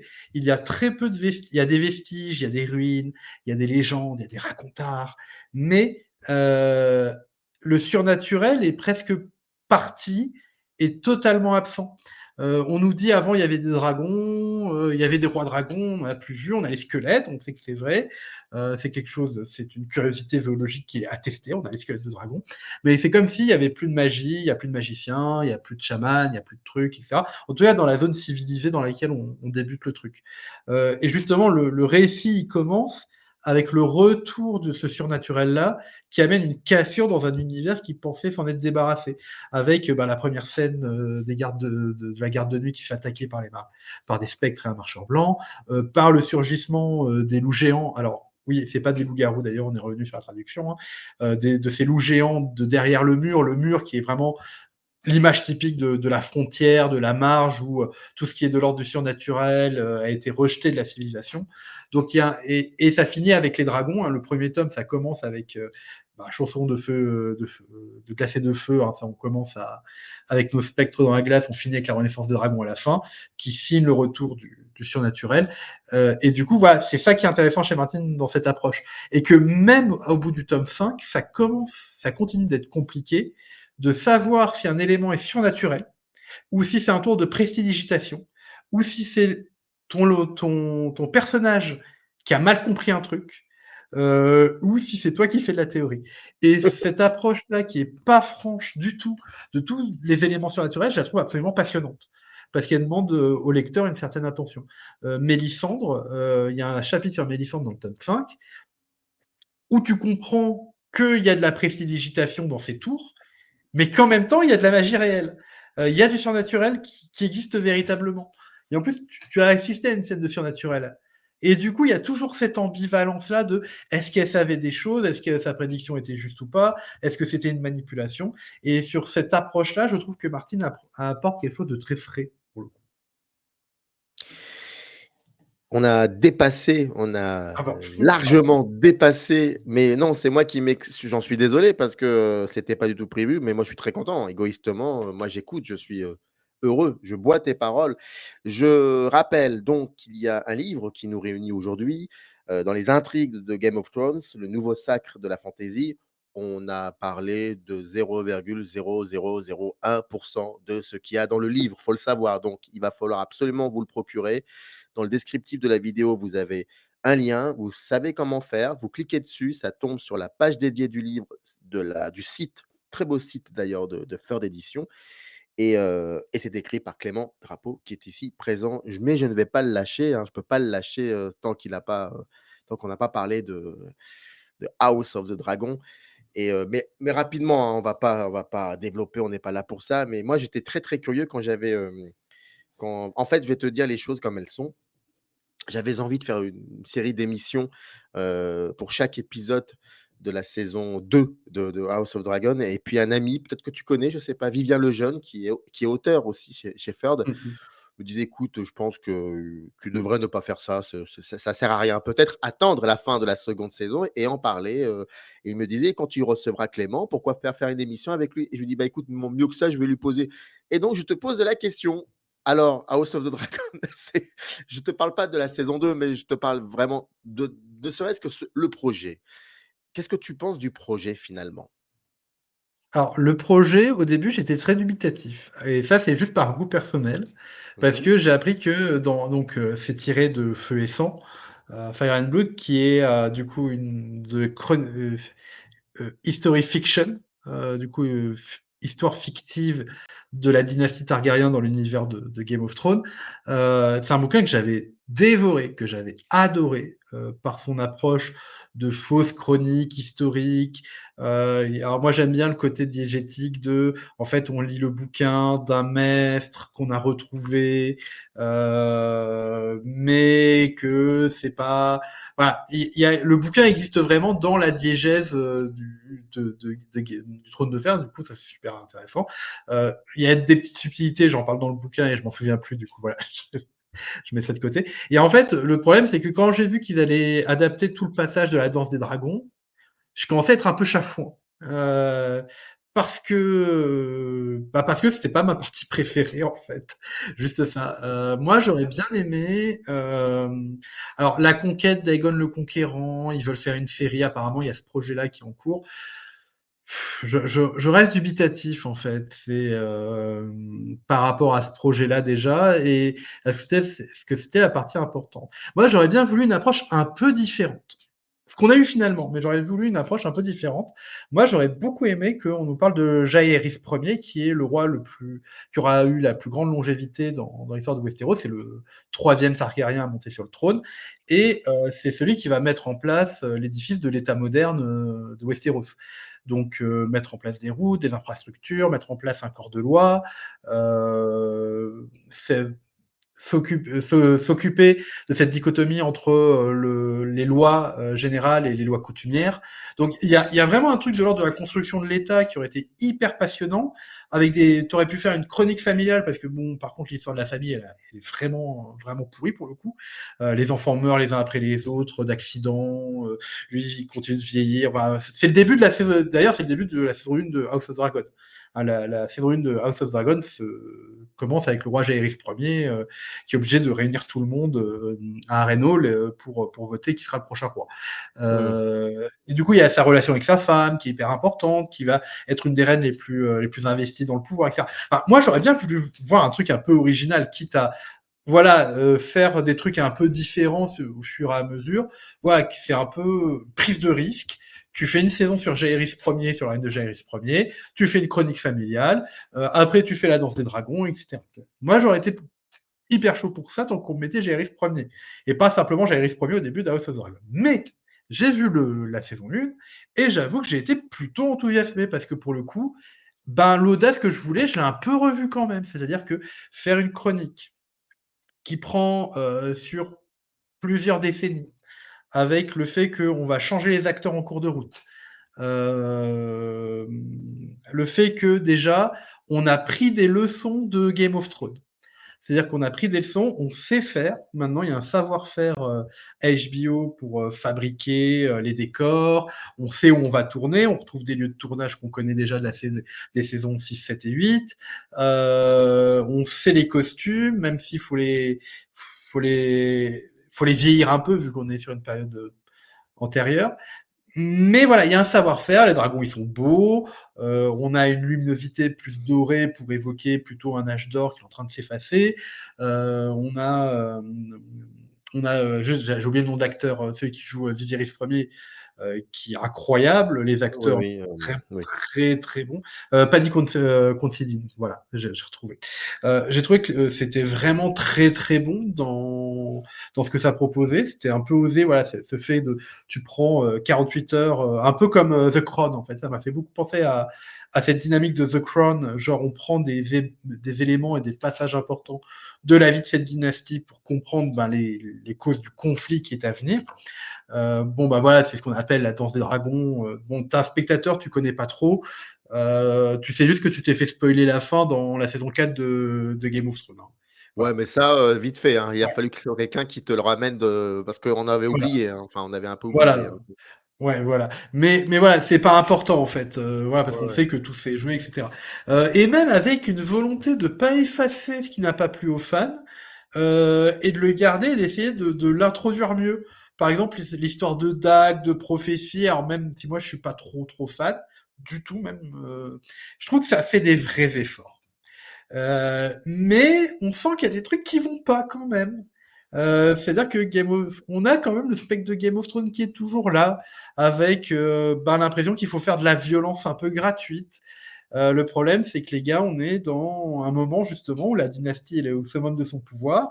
Il y a un droit, il y a des lois, il y a un État, il y a des tribunaux. Donc, par exemple, dans la saison 1, dans l'épisode 4, lorsque Christian Cole tabasse à mort un ami du futur prince, et que après tu vois qu'il est un peu récompensé, tu fais il y a un petit souci là, les gars. Et en fait, c'est parce qu'ils ont pas pu, ils avaient pas les thunes pour adapter le fait que ça se passe dans l'histoire originale, mais que c'est durant un tournoi, parce qu'il aurait fallu avoir les sous pour tourner le tournoi et tout. Mais voilà, il y a des décisions parfois un peu bêtes. Mais le reste est quand même de super bonnes factures. Les actrices sont incroyables, les acteurs sont incroyables. C'était hyper. Ils ont changé de costumière et qui a réussi à remplacer Michelle Clapton, qui était sur Game of Thrones, et qui a bien réussi à la remplacer. Parce que vraiment, la plus grande réussite pour moi des deux séries, c'est les costumes. Voilà. Par contre, saison. Ah, donc, j'ai vraiment beaucoup aimé. J'ai trouvé qu'il y avait des trucs assez incroyables. Après, il y a le travail, il y a tout le travail de ce réalisateur que j'aime beaucoup qui était. J'ai oublié. C'est celui qui a fait les meilleurs épisodes de Game of Thrones. J'aime bien ce qu'il a. Je ne me rappelle plus le réalisateur. C'est terrible. C'est pas grave, ça Terrible. passera, c'est pas grave. Voilà. Et voilà. Et du coup, on avait des trucs qui étaient vraiment intéressants. On avait vraiment une adaptation qui était intéressante, même si j'étais très dubitatif sur le traitement du personnage de Daemon et sur le fait que, mine de rien, le matériau de base, c'était un récit d'histoire avec plusieurs sources divergentes. Et là, je me suis dit, comment ils vont adapter ça? Le problème, c'est qu'ils font le parti pris de faire une adaptation objective de la danse des dragons. Et là, je pense qu'il y a les problèmes que je vois dans la saison 1, que je rappelle, j'aime beaucoup, mais il y a des problèmes, qui vont se répercuter dans la saison 2, qui pour le coup va être beaucoup moins bien, avec laquelle je vais être moins sympa. Parce que ça se veut plus objectif. Il y a euh, Constal, le showrunner, qui a dit oui, mais le bouquin d'origine, c'est un bouquin anti-Rhaenyra, etc. Je pense qu'on n'a pas lu le même bouquin, en fait. Je pense que c'est un peu plus complexe. Et du coup, en prenant le parti pris de l'objectivité, ils se sont rajoutés beaucoup de problèmes, mine de rien, et qu'ils n'ont pas forcément bien résolus. C'est-à-dire que le problème dans House of Dragon saison 1, on a l'impression que le conflit, c'est une série de quiproquos, d'erreurs. C'est pardon, j'ai glissé. Voilà, typiquement, la scène qui est hyper impressionnante de Dragon à la fin de la saison 1 et qui va lancer la guerre. C'est en mode je voulais lui faire peur avec mon dragon, mais finalement mon dragon il a voulu croquer l'autre, j'ai pas fait exprès, maman. Voilà, c'est globalement on peut résumer cette saison, la fin de la saison à ça, et c'est un peu dommage que au-delà des volontés, ce soit beaucoup d'erreurs, de quiproquos et d'accidents, au point où ça devient, il y a une accumulation qui fait que c'est un peu maladroit. Et on sort un peu du truc martinien pour le coup. Et j'ai trouvé la saison 2, la saison 2, j'ai pas aimé du tout. J'ai pas aimé du tout. Je dis pas qu'il y a il y a de très bonnes scènes dedans. Les acteurs sont toujours incroyables, les costumes sont toujours incroyables. Mais c'est une série qui est cassée. Moins cassée que la fin, les dernières saisons de Game of Thrones. Et dans les dernières saisons de Game of Thrones, il y avait très bien aussi. Mais là, il y a un problème d'écriture, de rythme, qui, je pense, vient de facteurs externes. C'est-à-dire que, pour ceux qui n'étaient pas au courant, on a eu une grève des scénaristes qui a duré plusieurs mois aux États-Unis. Et alors, les anciens se souviendront de la première grande grève des scénaristes. C'était vers quoi? C'était vers 2010, 2009, un truc comme ça. C'était Ouais, pour la saison 4 ou 5 de Lost, je sais plus. Mmh. Euh, c'était début de Breaking Bad, bref. En fait, où il y avait plusieurs séries qui s'étaient écroulées parce qu'il n'y avait plus personne pour les écrire. Et qu'ils avaient essayé d'écrire quelque chose, sauf que tu n'as plus de scénariste professionnel et que du coup ça sent. Il y avait plusieurs séries qui avaient été retardées. Et là, il y a plein de séries et de films qui ont été retardés parce que grève des scénaristes, notamment avec les problèmes liés à l'intelligence artificielle et que voilà. Martin, lui qui connaît très bien le milieu, avait dit je suis à fond avec eux, etc. Il était parti soutenir les piquets de grève, il me semble, en tout cas, il avait mis des messages pour soutenir les grévistes. Et House of Dragon, ils ont fait on n'est pas impacté. Nous, le script, il est déjà terminé. On commence à tourner. Le problème qu'ils ont omis, c'est que lorsque tu tournes, une série notamment, tu as tes scénaristes sur place qui sont là pour retaper des trucs. Voilà, une série, il y a le premier script, il y a le deuxième script, on le réactualise si on voit qu'il y a un souci, si on voit qu'il y a un problème de tournage, s'il y a un problème de météo aussi. Bref, il y a toujours les scénaristes qui sont dans le coin pour réécrire les choses suivant comment le showrunner le sent. Par exemple, dans Game of Thrones, il y a beaucoup de scènes en fait, qui ont été écrites un peu à l'arrache sur le moment, qui sont pratiquement que des scènes qui sont bonnes en plus. C'est les petites scènes d'entre-deux, là, c'est Varys et Littlefinger qui se croisent. C'est la scène entre Cersei et Robert, qui est l'une des meilleures scènes de la saison 1. Enfin, voilà, ils avaient fait plein de petits trucs comme ça. Et là, le problème, c'est que on n'a pas de scénariste sur place et que ça sent que ça manque de relecture et ça manque de réécriture parce que le rythme est abominable. On a l'impression qu'on stagne, que la série n'avance pas, qu'on perd beaucoup de temps sur des trucs inutiles. Moi, comme beaucoup, Daemon à Hall, j'en pouvais plus. Autant au début, je trouvais ça réjouissant. Au bout de 2 épisodes, j'en avais marre de Daemon qui a des hallucinations. Surtout que on sent que c'est un peu forcé pour détruire un peu cette aura qu'avait acquis le personnage malgré dans la saison 1. C'est-à-dire que dans la saison 1, comme c'est Matt Smith, qu'il est un peu charismatique, le personnage il a beaucoup plu aux fans, alors que Condal et tout, ils ont dit mais non, mais c'est pas ce qu'on voulait faire, les gars, mais bon, voilà. Peut-être interrogez-vous sur Mais votre écriture. il n'y avait pas aussi peut-être cette volonté de, enfin, je ne sais pas, il prévoit combien de saisons pour cette, Et normalement, on devait en avoir 3, on va en avoir 4. Et alors, il y a un autre événement externe qui explique ce rythme pas ah bon, ouais. et que en plus de ça, ils auraient dû avoir des scénaristes, c'est que HBO, au début, avait dit 10 épisodes. On en a 10, on en a 8 au final. Donc ça veut dire que moins d'épisodes que prévu, du coup obligé de réécrire, parce qu'on se sent que tout va pour aboutir à la bataille du Goulet, qui est une bataille très emblématique de la Danse de Dragon. Il y a beaucoup de choses qui se résolvent. Il y a beaucoup d'arcs narratifs qui se résolvent aussi, avec des arcs narratifs qui s'arrêtent carrément. Donc tu te dis, la bataille du Goulet, c'est une bataille navale, ça coûte cher, ça coûte de l'argent, ok. Mais c'est parfait pour clore ta saison, à mon avis, et faire une saison, un final d'anthologie. Le problème, c'est que ça s'arrête juste au moment où les armées se mettent en route. Mmh. Là où je pensais que c'était soit la bataille du Goulet, soit la prise de Port-Réal, on finit avec une bataille au milieu, pas d'affrontement entre-temps, et une espèce de stagnation de tous les personnages qui ont fait du surplace. Et problème d'écriture, à mon avis, assez grave, que moi j'aimais bien au début, mais qui devient un fardeau finalement, c'est cette volonté de Rhaenyra et d'Alicent de vouloir absolument arrêter la guerre. Du coup, elles se rencontrent à tous les 2 épisodes pour se dire non, mais quand même, les garçons, c'est pas bien, ils vont se taper et tout. Oui, par 2 fois, je crois. Par 2 fois, si je me trompe pas. Ouais, il y a 2 fois dans la saison 2, ça fait beaucoup quand même pour des gens qui ont un blocus, c'est un peu gênant, voilà. La saison 2, j'ai trouvé très gênante dans son écriture avec un rythme, plutôt très bâtard, très lent.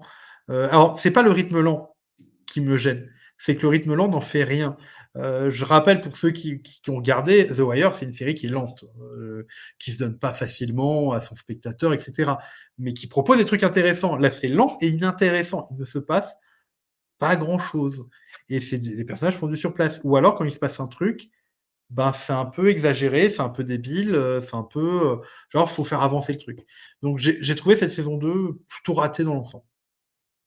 Voilà, c'est dommage parce qu'on pensait qu'ils allaient apprendre de Game of Thrones et des problèmes, inhérents qu'il y a eu, dans les dernières saisons. Parce que tu vois, on n'a pas abordé la question, mais, les dernières saisons, il y a des trucs bien, il y a des trucs pas bien, c'est compliqué quoi. Faut toute raison garder, garder le positif, voir ce qui était positif et voir ce qui était négatif. Le problème, c'est que j'ai l'impression d'avoir vu Game of Thrones, les vieux travers, les vieux fantômes de Game of Thrones qui reviennent hanter House of Dragon, même si, et ça j'insiste dessus, il y a quand même un tournage qui est plus professionnel et plus sécurisant pour les actrices et les acteurs, notamment sur les scènes de sexe. House of Dragon, il y avait ce qu'on appelle les coordinateurs d'intimité qui sont intervenus pour que tout se passe au mieux. Là où dans Game of Thrones, j'en parle un peu dans mon livre, c'était compliqué. Voilà, c'était pas très professionnel tout ça. Ouais, mais du coup, j'ai beaucoup d'espoir dans Dunkelhoff, sachez-le. C'est parmi mes textes préférés de Martin en plus. Ouais. Pour ceux qui veulent lire un peu de Martin, très rapide, Dunkelhoff, c'est des petites nouvelles de 100 pages. C'est un peu ses personnages préférés en plus, j'ai l'impression, parce que il les aime beaucoup les deux, et surtout Dunk. Je pense qu'il y a peut-être, c'est de la psychologie de comptoir, mais je pense qu'en tout cas, il y a une affection pour Dunk de la part de Martin. Et bon, voilà, c'est deux mecs chevaliers errants, qui traversent Westeros et à qui il arrive des trucs, quoi. Et c'est des mecs qui voulaient se poser quelque part, il leur arrive quelque chose. Et voilà, et c'est plutôt simple, c'est plutôt frais, c'est intéressant. Les personnages, ils sont attachants. Bon, et en plus, c'est un très bel exercice pour que les gens se rendent compte des différences de traduction qu'a subi Game of Thrones. Parce que dans Dunk et Love, il y a 3 nouvelles, dont une qui est faite par le premier traducteur du Trône de Fer. Ça y est, j'ai oublié son nom. Le premier traducteur qui a fait une traduction qui est En plus, le tu le plus dis grand dès le sujet début. de débat littéraire de ces dernières années. Oui, tu le dis dès Voilà. le début de l'émission, dès le début du livre, tu le dis en plus. Jean Sola? Voilà, c'est la traduction Jean Sola. Voilà. Tu vois, comme je t'avais dit, je travaille 2 ans sur un truc et j'oublie, tu vois. Bah, écoute, Euh, ça se voit que tu oublies, hein. Mon Dieu, en 1h30, tu n'as pas pardon, tu as pas oublié beaucoup, hein. Non, j'oublie les détails. Du coup, première traduction de Jean Sola qui a fait une traduction. Ça, c'est intéressant, c'est passionnant en termes de traductologie et d'un point de vue littéraire parce qu'il s'est approprié le matériau pour proposer un texte plus ennobli par la langue, plus complexe. Là où Martin, c'est une écriture de novelliste américain qui a ses élans poétiques et son lyrisme, hein, c'est pas ça, mais qui est plus ouais, qui va plus à l'essentiel. Là où Jean Sola, c'est un fan de romantisme anglais du 19e, qui se Ouais. retrouve à traduire un truc de fantaisie, on sent que ça le gonfle un peu. Donc, qui s'est permis quelques, quelques libertés, on va dire, avec le texte d'origine. Avec mon éditeur, Ludo, on se marrait beaucoup sur la traduction. Je l'ai dit dans le bouquin, en français, ça dit et que s'en était-on pas claqué les cuisses avec les copains, qui traduit un they low. Donc voilà, on est sur ce genre de choses. Il y a plein de passages comme ça qui sont très mystérieux. L'appellation loup-garou vient de Jean Sola, alors que c'est Dire Wolf.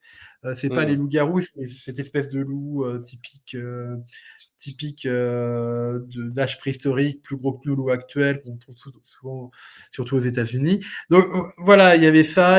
Parfois, il dit dans une interview qu'il refaisait les paragraphes, qu'il les réagençait pour que ce soit plus logique. On est à ce niveau-là. Du coup, ça pose cette question de la réappropriation par le traducteur. Et du coup, Jean Sola a traduit une nouvelle de Dunkelhoff. Et vous pouvez voir la différence avec Patrick Marcel, qui est le nouveau traducteur de Game of Thrones après que Jean Sola ait été remercié, et qui est une traduction où où Patrick Marcel il s'est retrouvé, bon, ben, j'arrive sur le truc, faut que je garde un peu ce qu'il a fait, mais il faut que je refasse le truc un peu différemment. Et ce que je dis dans le livre, c'est que vous avez 3 œuvres, les Français ont 3 œuvres pour aborder l'univers de Martin. Il y a Game of Thrones, Le Trône de Fer et A Song of Fire and Ice, Ice and Fire, pardon, je confonds toujours les trucs, qui est la version originale. Et vous avez 3 œuvres différentes, en fait. C'est assez drôle. Dans les intrigues de Game of Thrones, le nouveau sacre de la fantasy, c'est édité chez nos amis de Third Edition. Je montre de nouveau. Voilà, j'ai toujours trouvé que les livres étaient vraiment très beaux. Et Alors, superbe illustration illustration. de France Alors oui, Mancio. tu peux Voilà, répéter, pardon, j'ai parlé en même temps que c'est toi. Donc France Mancio, voilà, c'est ça. voilà, Voilà, j'allais le dire. qui a fait les 2 couvertures de mes 2 premiers livres. D'accord, Voilà. OK. Et sur le site de Faire l'édition, où il y a dans le descriptif de la vidéo, vous avez le lien, vous cliquez dessus et vous pouvez comme ça vous procurer le livre. Merci énormément Clément pour la générosité de tes propos. C'était un plaisir de t'écouter et j'ai envie de te dire, tu reviens quand tu veux, hein. peut-être Merci de pour nous m'avoir parler invité. de Et House of the bah, Dragon dans 2 ans, je crois, un an et demi, je sais plus. on aura peut-être Dunkelhoff. Après, si tu veux du self sur Ring of Power, j'en ai en réserve aussi. Hein. Ah, bah écoute, il faudra que je te. Alors, il faudra faire une émission avec Vivien aussi. Ça peut être un peu, ça peut Ah être cool pour le coup. oui, bah pour le coup, oui. Ça peut donner une belle émission. On va y réfléchir, mais je pense que et toi et lui vous reviendrez en tout cas sur la chaîne. Merci énormément Clément, c'était un plaisir et puis à très vite. Merci beaucoup pour l'invitation. Générique. Up arrive in the canyon, that's where I long to be, with my three good companions.